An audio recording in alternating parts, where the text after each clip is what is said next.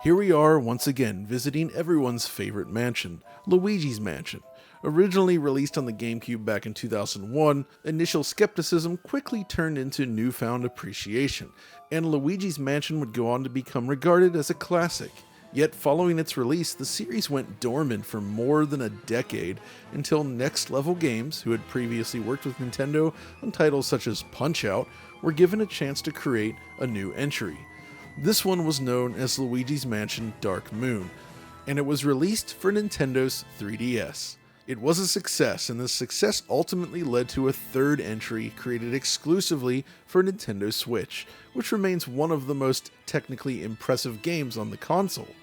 But now, as the Switch marches towards its final days, Nintendo has decided to release an enhanced conversion of the second game, Dark Moon. Yes, the 3DS game has returned, promising enhanced visuals and other quality of life changes.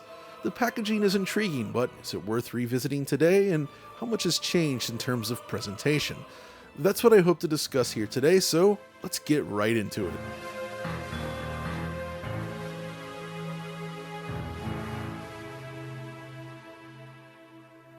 As an enhanced 3DS game, I wasn't initially sure what to expect from Luigi's Mansion 2 HD. 3DS games occupy a curious space where in certain aspects they can still appear suitably modern, but at the same time things like texture detail and geometry were budgeted according to a low-resolution, tiny screen. Luigi's Mansion Dark Moon, however, is an interesting example as it's one that stands out as one of the more visually impressive games on the platform. Next Level really managed to create something special here that perfectly leverages the 3DS's capabilities. This new HD version, however, seems to have been developed instead by Tantalus, the same studio that produced the HD version of Skyward Sword a couple years back, not to mention the Sega Saturn port of Wipeout way back in the day, among many other things. Yeah, Tantalus has a storied history.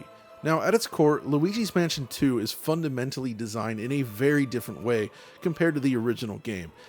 It's even more mission-based than the first game, with you selecting your missions from a menu before returning to one of the various mansions.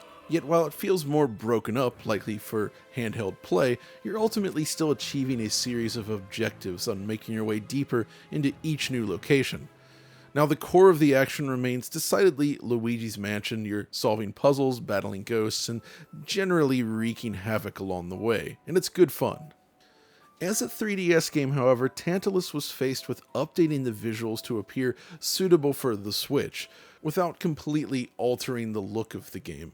From a technical standpoint, it's certainly no match for Luigi's Mansion 3, but it's still a handsome update to that original. As we bring in the comparisons right away, you'll notice things like smoothed out clouds in this scene. The angular edges are given a nice soft alpha fall off. As the camera jumps inside the lab then, the next major upgrade becomes immediately visible, and this is something you'll see throughout, a massive boost in overall polygon count.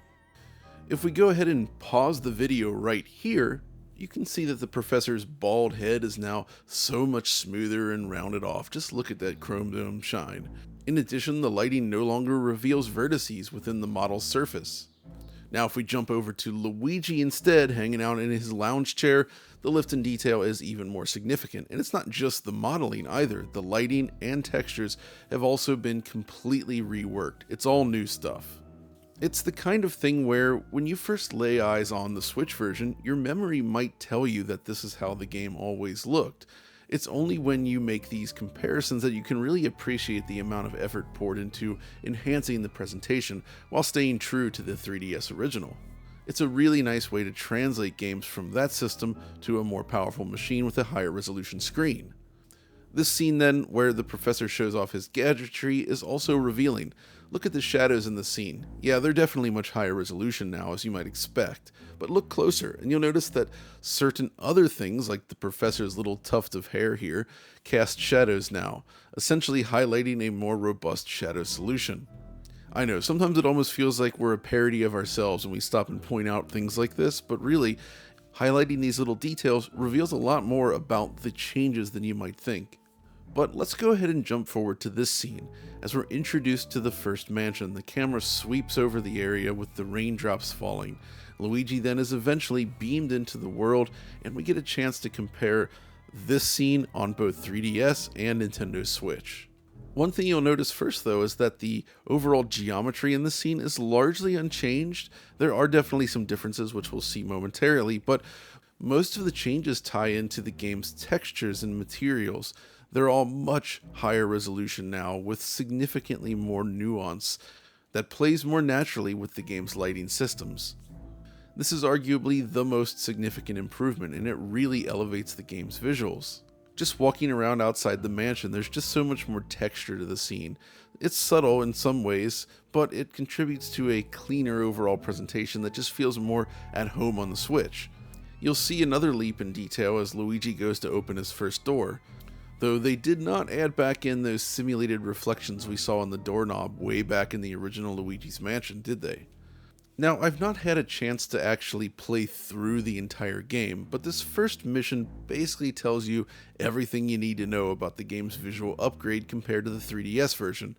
I would describe this as a smart, clean enhancement that perfectly retains that original look, but introduces enough improvements into the mix that it winds up feeling like a proper definitive release. The more you compare, the more you can really see how much of a leap it really is over the 3DS version. And of course, given that the Switch uses a much higher resolution screen than 3DS, it's unsurprising, but it's nice to see that the game's user interface has also been completely reworked. It's now designed with 1080p in mind, resulting in crisp, clean fonts and menus throughout the game. In fact, image quality is perhaps one of its strongest points. You see, Luigi's Mansion 2 HD targets native 1080p in docked mode and native 720p in portable mode. But each of these also offer very impressive anti-aliasing. As a result, the image quality is among the best we've ever seen on Nintendo Switch. It's just super sharp and clean looking from top to bottom. The relatively simple geometry really shines when it's coupled with such smooth image quality. And it's a perfect example of how one can leverage good image quality with clean, sharp art design to create something that manages to look attractive even on relatively low-end hardware like the Switch. Of course, when talking about such hardware, there is another cost to consider, and that's frame rate. And this is perhaps a little more interesting than I first expected. You see, in the original form, it turns out that Luigi's Mansion Dark Moon on the 3DS actually runs with an uncapped frame rate. Problem is, even with overclocking, this frame rate is largely very unstable and sticks closer to 30 FPS or just above it.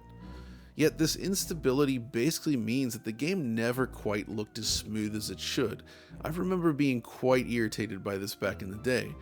On Switch, however, it seems that 60 FPS is still off the table, and the developers have instead opted to lock it down to 30. Given the gameplay and the series' history, I would say that it's largely not a real issue to be concerned with, but I did think it's worth mentioning here, and as you can see, it is 30 FPS. The key here, though, is that, in my experience at least, it retains that 30 FPS target basically flawlessly. There's zero hiccups or issues to worry about, it just runs at 30 FPS and that's it. Since it targets 30, however, that means you also get smoother looking frame pacing because it doesn't have this slightly unlocked juddery look of the 3DS original, so that's also an improvement. When you get right down to it then, I would say that this iteration of Luigi's Mansion 2 is indeed better across the board in basically every way. There's really only one thing you're missing here, and that is support for stereoscopic 3D, which the Switch is not capable of. Now, I'm a big fan of the diorama 3D aspect of Luigi's Mansion on 3DS, but I do think that all the other improvements would push me to gravitate towards this new Switch conversion. It's really well done.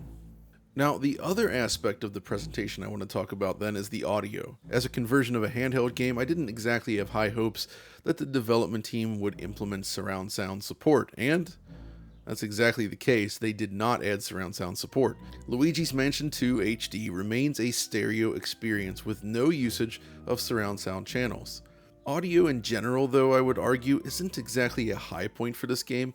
It's quite serviceable and it sounds good enough, but I feel it just doesn't have the same appeal as the original Luigi's Mansion on GameCube, which has such a unique soundscape. Mario!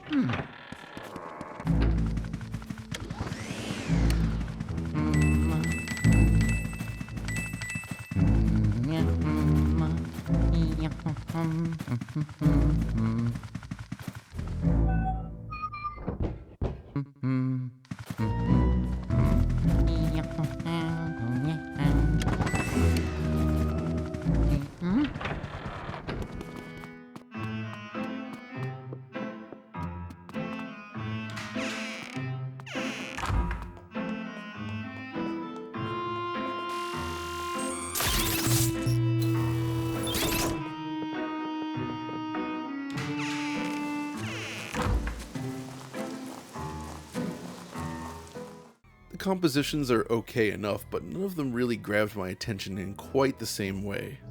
So what about the game itself then? While this is interesting, on the surface I would say it's my least favorite of the three Luigi Mansion games, yet given the quality of the trilogy, that's hardly an indictment. All three games are solid. So even if I would say that Luigi's Mansion 2 is my least favorite, I still think the experience is quite enjoyable and worth playing. It's polished, it's fun, there's a lot of interesting mansion designs here, the missions and core mechanics are all good, and the new coat of paint holds up well under scrutiny. You'd be hard pressed to guess that this started life as a 3DS game. So I'd say overall, I'm happy that this version exists, and I feel that the developers did a very good job in bringing it to a new platform. It also makes me wonder if we'll see a fourth game at some point in the near future. Next Level has been relatively quiet since Luigi's Mansion 3, and re-releasing a game like this could help spark interest in the series once more. Maybe it'll be a Switch 2 game, who knows. But that's going to do it for this video, so I hope you enjoyed it, and we'll see you next time.